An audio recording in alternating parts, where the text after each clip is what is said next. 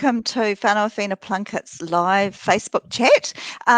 Today's topic we're looking at is your mental well-being and mental health during this lockdown time. We know that we were all plunged into lockdown last week, and for some of us with tamariki at home, that can be like a joy and can be stressful. So welcome to our session today, and I have the huge privilege, I'm your facilitator for today, I have the huge privilege to have my wonderful colleagues with me today.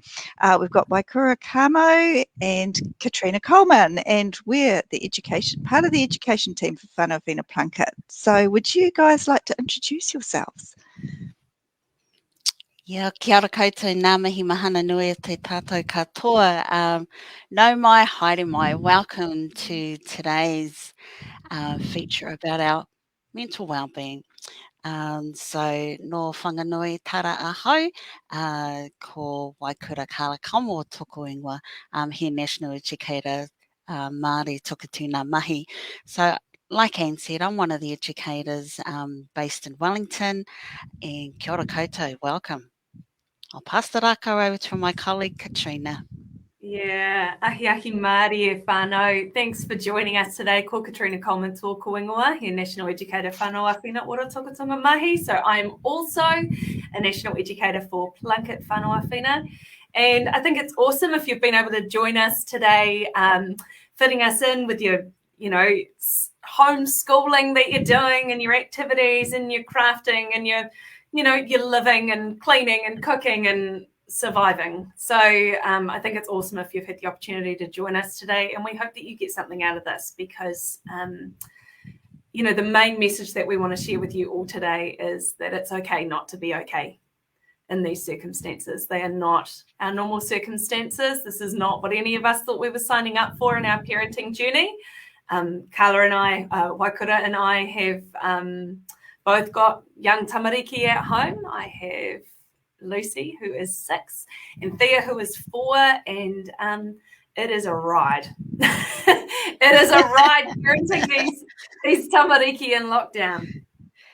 Absolutely. And just saying that, Katrina, I've got 2 girls, 11 and a 12-year-old, and yeah, it's been a bit of a roller coaster ride. And just touching base that my youngest one didn't cope very well with lockdown last year.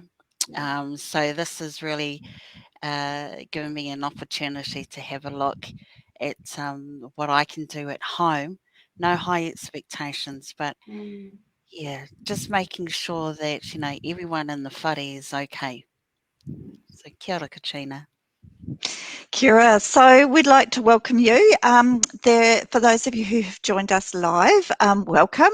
We do know that some people come in later and watch us later, so welcome to our session. And what we'd love is to have some interactive questions. So please, type us in some questions. We've got our wonderful Heidi who's working in the background who is going to type the messages through for us so that we can answer your questions. Some of your questions you may not want us to share live. Please just type a question, say, could you answer this privately? We're more than happy to do that. So welcome to the time. We want this to be interactive. We want to hear what you have to say. You might have some suggestions that you want to share.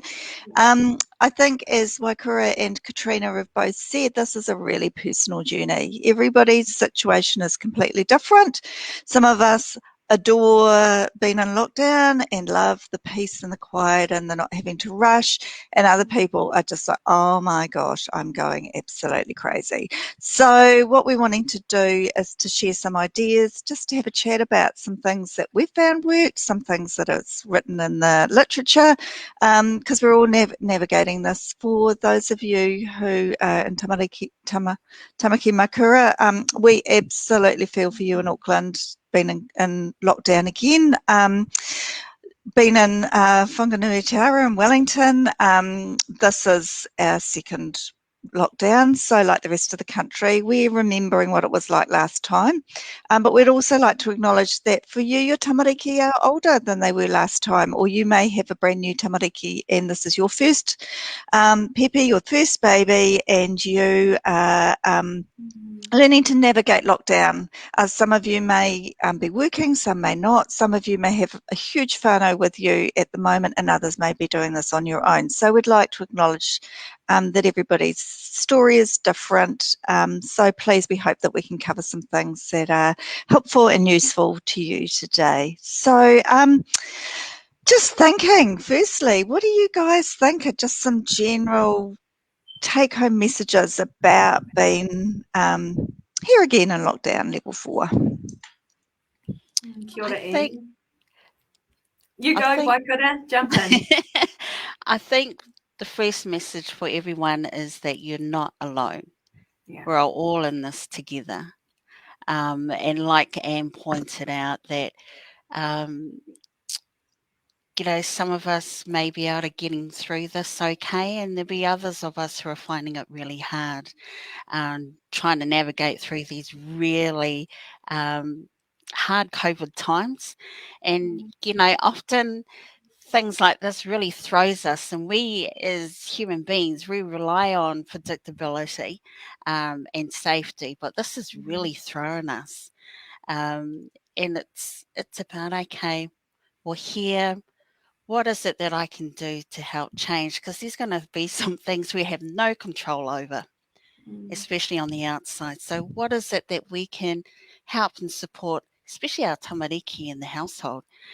So that's probably one of the main key messages I like to, perhaps we can talk about a bit further today. Kia ora, Katrina. I was just reflecting too that, as parents, we will be putting a lot of thought and energy and hopefully having some really good conversations about how we can be looking after the health and needs and well-being of our tamariki who are in our home. But as the saying goes, you can't pour from an empty cup. And so it's really important that we're reflecting on our own health and well-being. And what I'm talking about when I'm talking about health and well-being, a really useful model to look at health, particularly during lockdown, is using te whare tapawhā. So recognizing that health exists beyond our physical, biological health, which is important, but it also includes our whānau health, because if somebody in the whānau is unwell, it's really, we carry some of that.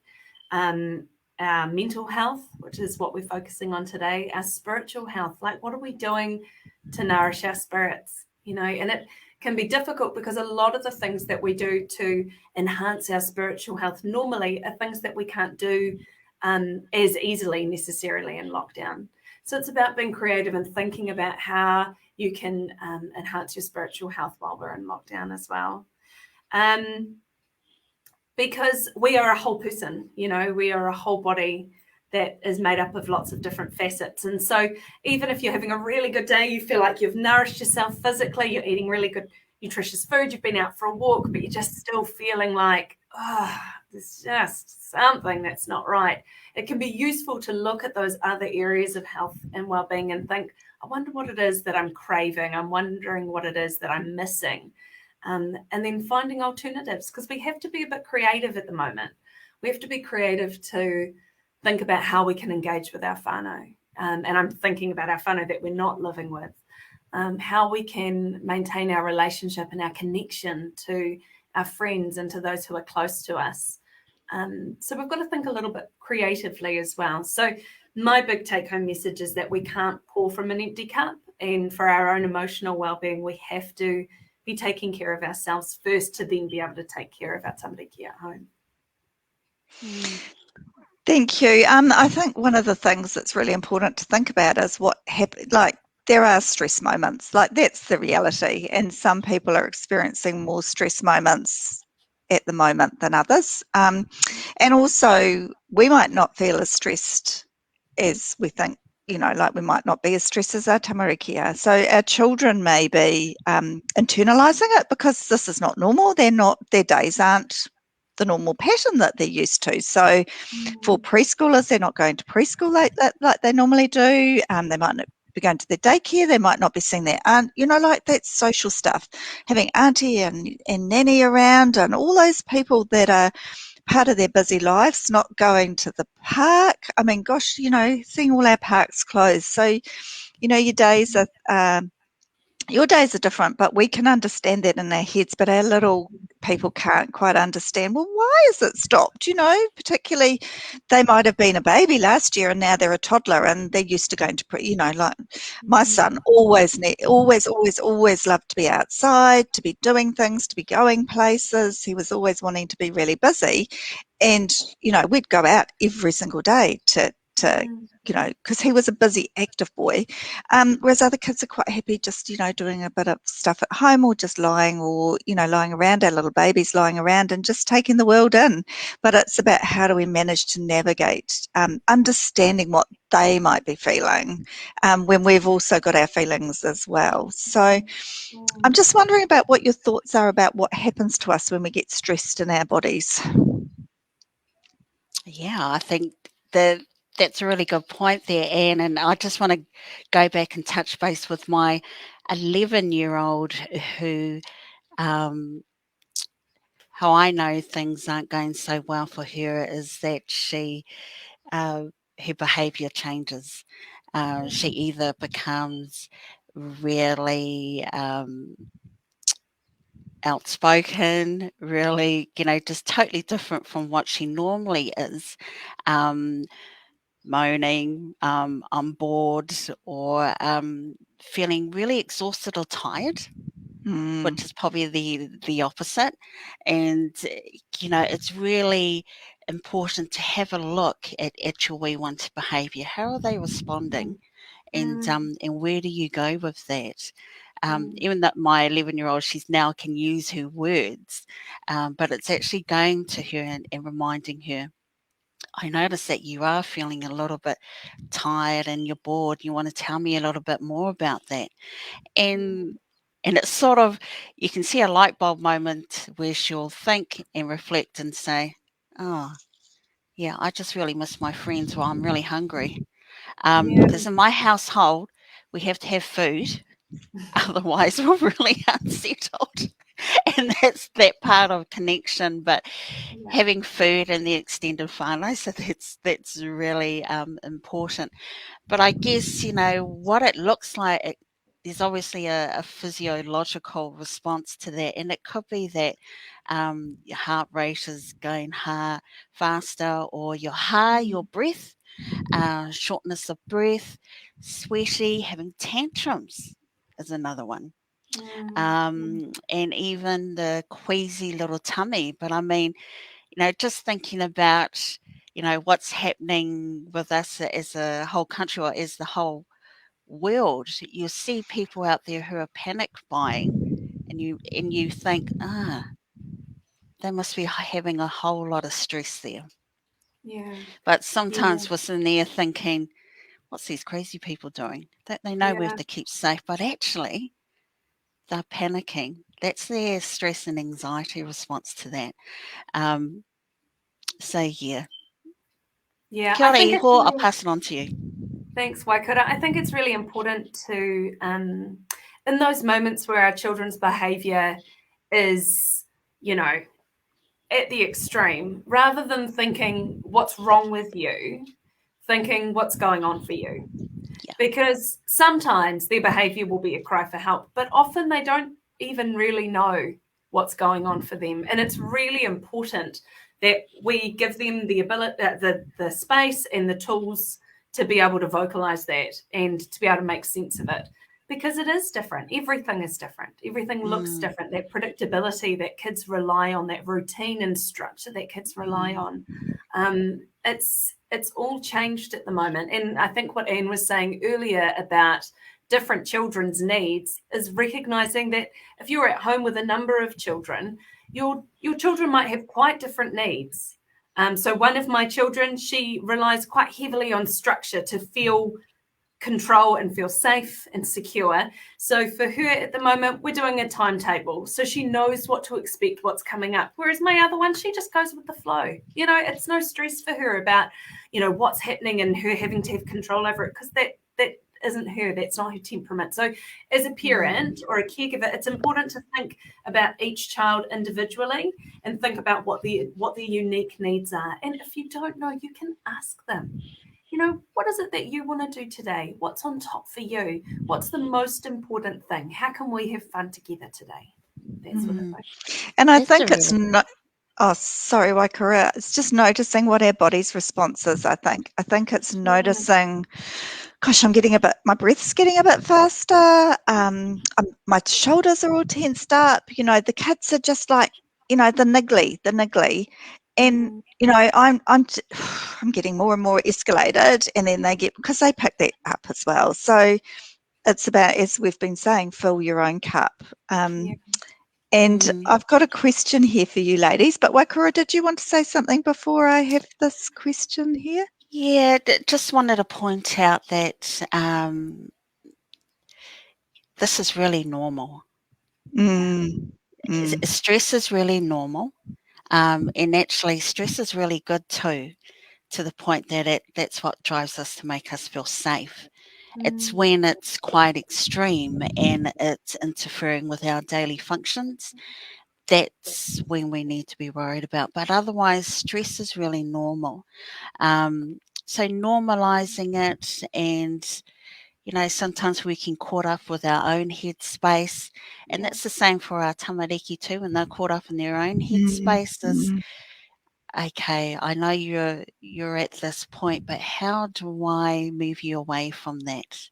How do I divert you from that same whakaaro that's probably ruminating in your hene ngaro that you can't get rid of. So we have the tools of that, and like you mentioned, Anne, about noticing our own physiological responses, because we are the role models for our tamariki. So if we don't recognise our own, how are we to teach our wee people to do the same? So it really comes from you from the beginning. Aroha mai, Anne. Oh, Kira. I'd just like to say that some people may have joined us since we started. So welcome. We're talking about caring for yourself and nurturing yourself along with your tamariki as we navigate this journey that we're on at the moment. So we've just been talking about stress and how the stress can impact us. And Waikura mentioned about stress is normal. This is a stressful time. We can't pretend that it's not stressful, or we all have our own different experiences, but it's when it becomes difficult to manage. So in a little bit, I'll ask my lovely co-hosts to talk a little bit about some mindfulness, but we've got a question from Jordan, and Jordan, I really feel for you at the moment.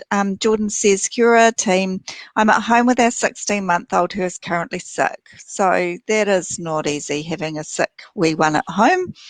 My husband is essential, so it's just myself at home with baby. How can I fill my own cup and also manage resentment? Completely feel for you, Jordan, and thank you for writing that, because you have written what you feel inside you, which I think is always really important, is expressing that. But I will ask Waikura and Katrina to answer the question. Yeah, kia ora, Jordan. I think that what you're experiencing is really common, and probably really common in a lot of relationships where there is a stay-at-home parent and a working parent, where there is a level of resentment about having your own space and your own time. And, there's so many memes going around at the moment about, having a shower and eating your meal, that is not self-care, that is, like a basic expectation of your needs being met. For a woman, being able to go to the toilet without your child clinging to their leg is, like that's not a luxury. That's, that would be the expectation here. I think that being in lockdown, that resentment and those roles and expectations, that's all just so exaggerated, because we just have no freedom at the moment. We're so limited in being able to engage with our people who normally make the hard stuff easier for us. And, the treats and the things that we do for ourselves and our little ones that bring us joy and bring us pleasure, a lot of that stuff is missing at the moment. And so it's really easy to focus on the hard stuff. And when you have a sick PP at home, I mean, the hard stuff is really hard. And I just really empathise with you at the moment, because I think there's a lot of New Zealand whānau at the moment in this position with sick family at home and feeling so unsupported and so disconnected from their people and the things that help to enforce our identity. I don't think there's any easy answer, but I think communication definitely helps. When you have the opportunity for space, sitting down with your partner and saying, this is how I feel.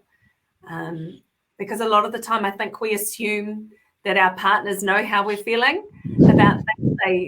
We assume that, like, how can you not see that I'm, struggling here and that I'm resentful that you get to leave the house and escape this, and but communicating that and then coming up with together ways that you can also fill your cup and ways that you can be caring for yourself at this time.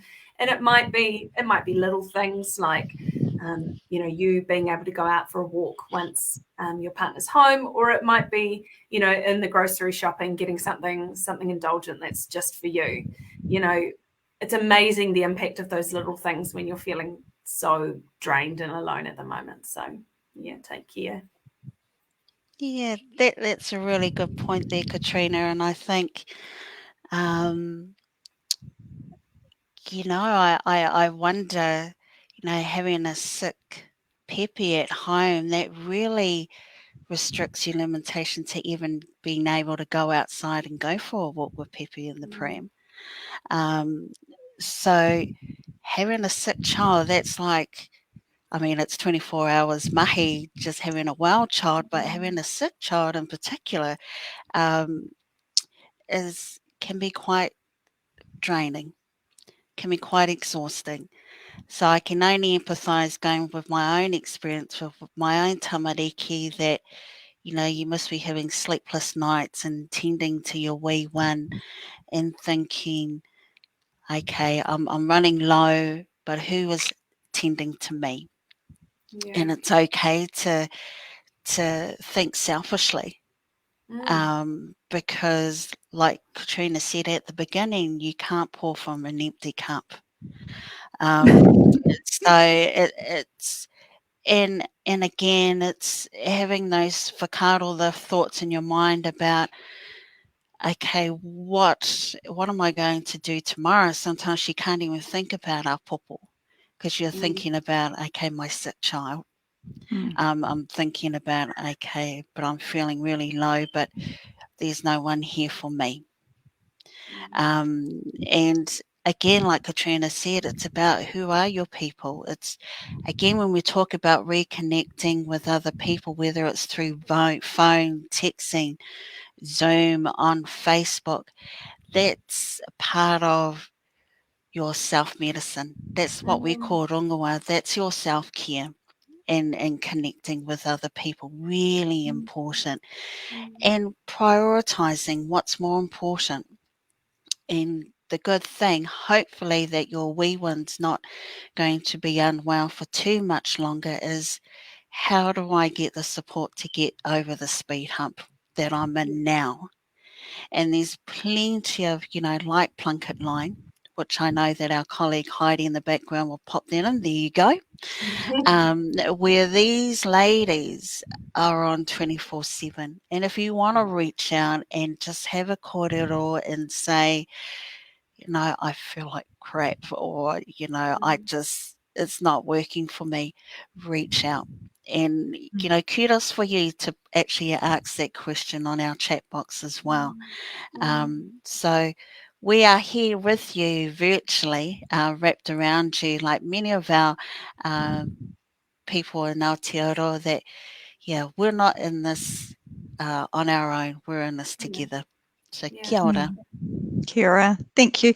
I think the key things are communication. As Katrina said, it's about, sometimes other people don't understand what we're thinking in our heads, and we can get those thinking, how come they're not noticing this? And it's about sitting down at a time and doing some of the really things that went, particularly with sick little ones, is just, sitting on the couch. They're not going to want to play. They want to be with you because you're their person that will make them feel better, and they just want to be with you. So it might be, changing your expectations. The one thing I really, really, really want to enforce is that even though we're in COVID level 4, our doctors are open, our hospitals are open. Actually, and I think a lot of them are a bit quiet at the moment because everybody's not feeling quite whether do I go, don't I go. Your tamariki, if you are worried or you're worried about your own health, please, please, please go and see your GPs. Ring them up. Go to the hospital, because we don't want kids getting, our little ones getting really sick because we avoid going, because I don't know whether I can go. I don't know if they're open. They are definitely open. They're definitely available. And Plunket Line, please. They're the most amazing woman to talk to about your worries. Just saying, look, at today, have you got some ideas, or having a bad day? So we've got some other messages. We've got a couple of messages, one from Clint in Perth and one from Sarah in Tapoki saying hi. So kia ora. Wow, Perth, that's so cool. And then we have a question. We've gone international, that's great. We've gone international, yeah. We have a question from Rose who says, going back to Te Whare Tapawha, I often hear people saying, I'm not religious, when referring to Te Whare Tapawha. Can you suggest some ways where we can nourish our spiritual well-being without assuming it has something to do with our deity? Yeah, it's a really useful comment, actually. And only you will know what feeds your own spiritual health, your own wairoa. For a lot of people, connecting with nature is a really significant way of enhancing or restoring their spiritual health, and you feel it. You think about the times where you've been around a big expanse of water, or you're at the ocean, and you feel it. It's not just, oh, this is pretty, I'm enjoying this, but you feel it in your wairoa, and you feel your wairoa being nourished. You feel your spiritual cup being filled up. Or it could be, we're so lucky we live near Hemi-Matinga, which is a beautiful big hill behind my house in Waikanai, and it has a gorgeous bushwalk in there. And those moments where you stop and sort of look up into the bush canopy and you're just overwhelmed by this, the beauty of nature, and you just feel it filling your wairoa. So those are ways that I can think about connecting beyond, religious or sort of, definitions of spirituality. Other things could be, connecting with music. I know that Waikura, she talks a lot about how she listens to music and she feels it and she dances, and that, fills her spiritual cup. So there's lots of different ways that you can fill your spiritual cup, and you definitely know when it's been depleted. But have a think about those places and those moments where you are, and think about ways that you can feed and nourish your spiritual health, because it is a really important one, and it's one we don't talk about a lot and can be a little bit neglected. So that's a good one. Yeah, that's a really good point, Katrina. And like for spirituality, it's not just religion, it's about connecting to, what we say te taio, which is, even going out and smelling the mara, smelling the roses, smelling the flowers, even putting your shoes off and walking the whenua. And really using your senses, what we call as nā taironga, using your senses, what you feel, what you smell, what you hear. And that's when you focus on those things, surroundings around you, you're actually practicing mindfulness in that space. So it's actually going out. For me, like Katrina said, I love waiata music, but I also love water. I have to be around water. And so water is, for me, it's about, it's about purity. It's about washing away all the doubts, all the stress. It's actually quite peaceful. And so for wairoa and looking after it, it's an energy source. When we talk about it, it's getting an energy source from externally and feeding yourself with that. So go for a walk, have those mindful steps, breathe in that fresh air, and that will help with your own modi, your life force. Kia ora. Thank you. That leads us on really nicely. I just thought we'd quickly do a mindfulness exercise. So I'm a mindfulness facilitator. I'm really into mindful practice as a way of, enhancing our mental health and well-being. And there are those of us who will be needing mindfulness a lot more than others at the moment. And I know from my area of interest, area of research, that people who have experienced historical trauma in their childhood, it's really important that we have really good skills and really practice those skills to be able to enhance our mental health at the moment at this time. So I've got a fun one that we can do with our tamariki at home. So this is one that I do with actually I do it with both my girls. So it's 5, 4, 3, 2, 1. And it uses your senses like Waikato was talking about. So you can go outside and say, okay, what's 5 things that you can see? And so they have to actively look, and this is often the easiest one. They pull out 5 things they can see. And then I'll say, okay, close your eyes, close your karu. What's 4 things you can hear? And they have to listen really carefully for 4 different sounds. This is a challenge in lockdown because it's quite quiet. And you could move on and say, what are 3 things you can feel?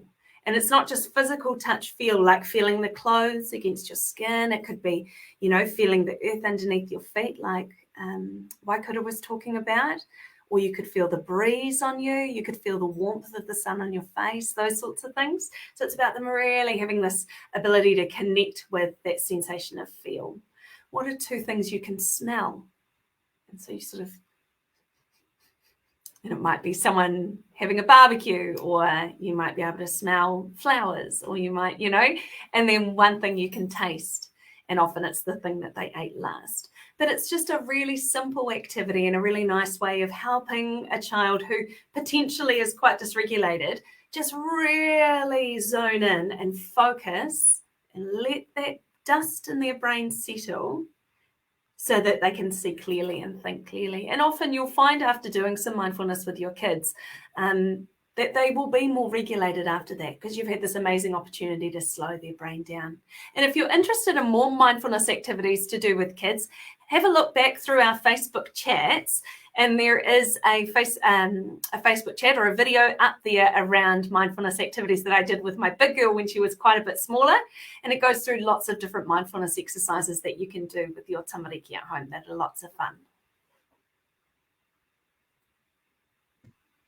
What about deep breathing, Katrina? Yeah, breathing is a really important mindfulness skill, I guess, or a skill that we use in mindfulness.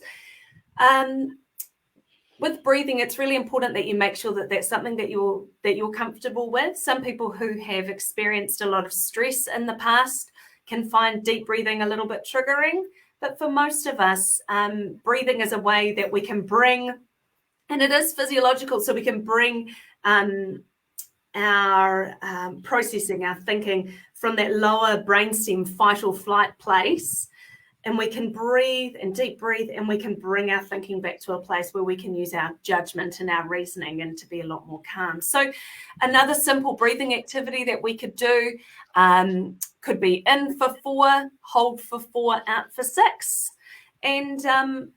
And this is quite challenging for little people to hold their breath for 4 seconds, but it's a really good one. Again, if you're finding your little one is really dysregulated, or sometimes I do it when I'm really dysregulated, and I'll say, hey, I'm going to do some breathing, guys. I'm feeling stressed out. Is this something you want to join me with? And they'll often, join in, and we'll just be in a calmer place afterwards. And it is physiological. It's not just, breathing's a nice thing to do. It really does bring your brain into a place where you can use some of those higher functioning parts of the brain that get switched off, unfortunately, when we're in a stressed state in that fight, flight, or freeze.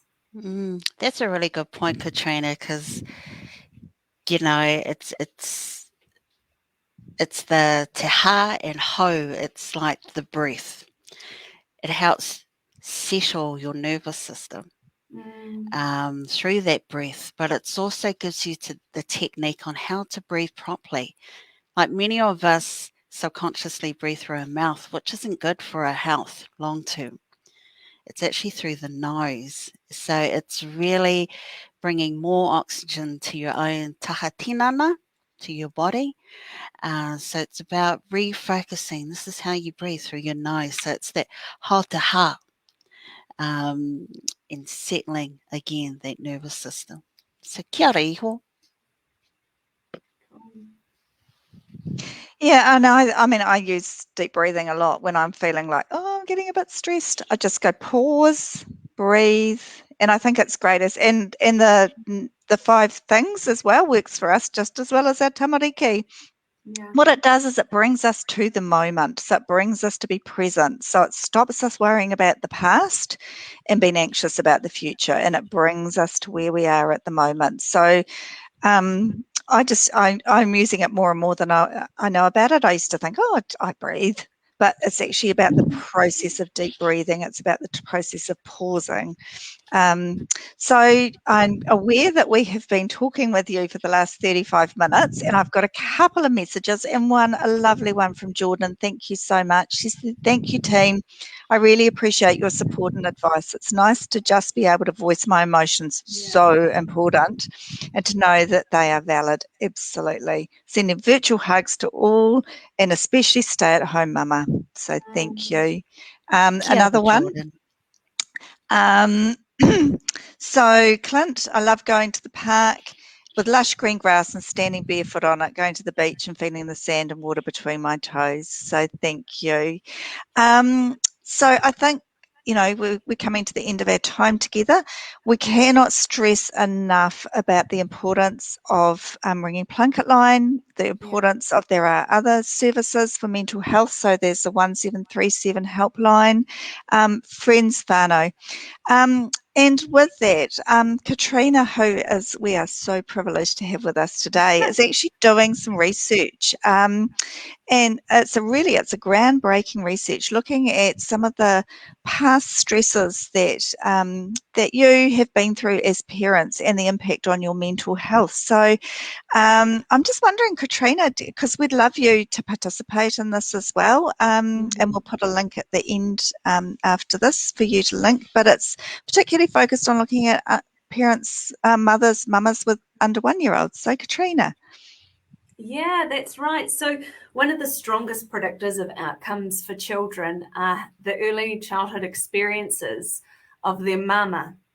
And this has been proven in both animal and human models that mothers' early experiences of life help to form, in a biological way and in a neurological way, help to inform outcomes for our tamariki. This is exciting research. This is a huge study, a prevalence study, and it's the first of its kind to be conducted within New Zealand. And we're using some standardized tools, the Adverse Childhood Experience tool, in measuring some of the adverse experiences of childhood. It's a sensitive study. It also goes on to assess your current mental health and well-being.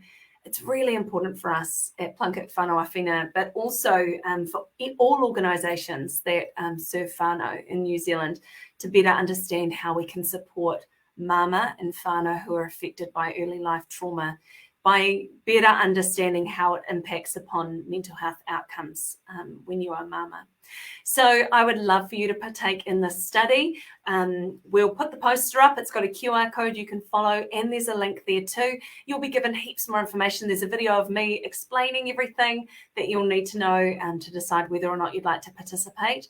If you belong to mums groups or you virtual ones currently, or you have friends who have tamariki who are under 1 year of age and you are over 18 years of age, I would love you to participate.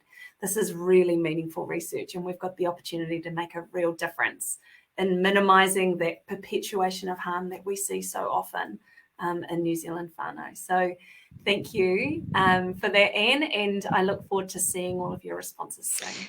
Thank you, Katrina. And I think one of the last things that I want us to talk about and think about is that we were children once. We had stresses in our own childhood lives, some more stresses than others. So it's about that communication. It's about finding your people who are around you to hold you. Parenting is a joyful, joyful time. but it can be really hard as well. So we want you to be able to nurture yourselves, nurture your tamariki, have fun. One of the biggest things I think that we always say, particularly those of us who've got older tamariki, is if only we'd had more fun. Sit and play, fill their cups, fill your cup.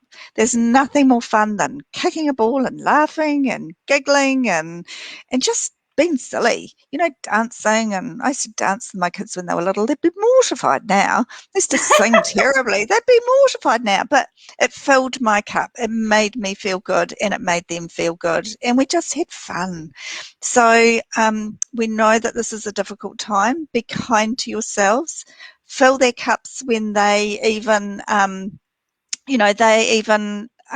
doing something. Go and say, wow, that's amazing. You're doing such a good job. So one last comment from both of you, and then we will let all these beautiful participants who've been listening to us back on with their day. Absolutely. I guess what I'd like to say is be intentional. Do the self-cares, be intentional. Make sure you do that. That should be the first thing on your list of things to do. And be intentional. Do whatever fits with you, whether it's about going out on the whenua or having a touchstone or anything that you can see that reminds you of a place of peace and harmony. So that's all I say. Be intentional. Kia ora iho. That's awesome, Waikura. I think my last comment would just be about not denying yourself connection. I think it's easy at this time when all of our normal opportunities to connect with people have been disrupted. It's really easy to sort of close into your shell. I'll give you an example. My 6-year-old yesterday, she started online school and she was really angry and didn't want to go on the Zoom. And she was yelling and screaming and I don't want to do this and this is stupid. And, and once I calmed her down and I sat with her and we joined the Zoom together, she was just filled with joy, being able to connect with her friends and her teachers. And that was just her way of, making sense of all of this craziness, but just to not deny yourself that connection that we so need as humans, to find a way to be with other like-minded humans who are walking through this as well, because there are so many of us that are going through tricky stuff and we don't have to go through it alone. So connect. Correct. And don't forget about Plunket Line. So thank you, wonderful Katrina and Waikura. Pleasure to have done this with you, and have a beautiful day, everyone. Nurture yourselves, have as much fun as you can, and be kind to yourselves. And it's not always easy. So just, those moments will pass and other moments will come. Kia ora. Kia ora, kia pai tora.